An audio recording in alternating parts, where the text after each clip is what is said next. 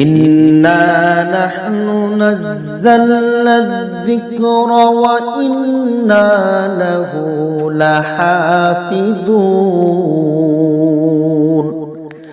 আল্লাহ বলেন, বান্দা আমি কোরআন নাজিল করেছি, আমি আল্লাহ কোরআনের হেফাজত করব। এর মুমিন মুসলমান, তুমি যে দুনিয়াতে কাগজের কোরআন দেখো, এটা তো আসল কোরআন নয়। তুমি যদি তামাম দুনিয়ার কাগজের কোরআন ছিঁড়ে ফেলো, আগুন দিয়ে জ্বালায় দাও, তারপর পৃথিবী থেকে কোরআন তুমি মুছে দিতে পারবে না, কারণ কাগজের কোরআন আসল কোরআন নয়। আল্লাহ দুনিয়ার জমিনে আল্লাহ মানুষের বুকের মধ্যে, কলবের মধ্যে, সিনার মধ্যে কোরআন ঢুকায়া দিয়েছেন। তুমি কাগজের কোরআন ছিঁড়তে পারবা, কিন্তু মানুষের কলব ছিঁড়তে পারবা না। তুমি কাগজের কোরআন ছিঁড়তে পারবা, কিন্তু মানুষের অন্তর থেকে কোরআন ছিঁড়তে পারবা না। তুমি আগুনে পুরাইয়া কাগজের কোরআন মুছে ফেলতে পারবা, কিন্তু মানুষের অন্তরের ভিতরে আমার আল্লাহ যে কোরআন দিয়েছে, এই কোরআন তো মুছে ফেলতে পারবে না।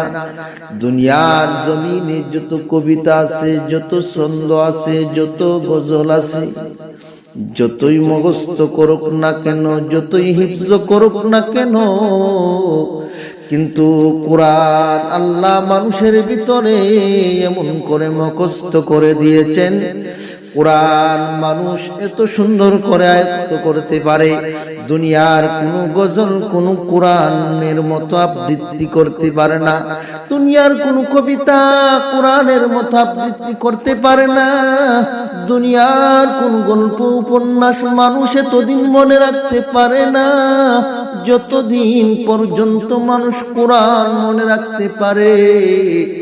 দুনিয়ার এমন কোন কিতাব নাই যে কোরআনের মতো পড়া হয়। দুনিয়ার এমন কোন কিতাব নাই রমজান মাসে তার খতম করা হয়। দুনিয়ার এমন কোন কিতাব নাই যেই কিতাব হাসরের ময়দানের দিন সুপারিশ করবে। কিন্তু আল্লাহ কোরআনকে এমন কোয়ালিটি দিয়েছেন, এত মর্যাদা দিয়েছেন, যারা কোরআন মুখস্থ করবে, কোরআনকে আয়ত্ত করবে, ওই কোরআন অনুযায়ী জীবন পরিচালনা করবে, কঠিন ময়দানের দিন ওই কোরআন সুপারিশ করে তার জান্নাতে নিয়ে যাবে।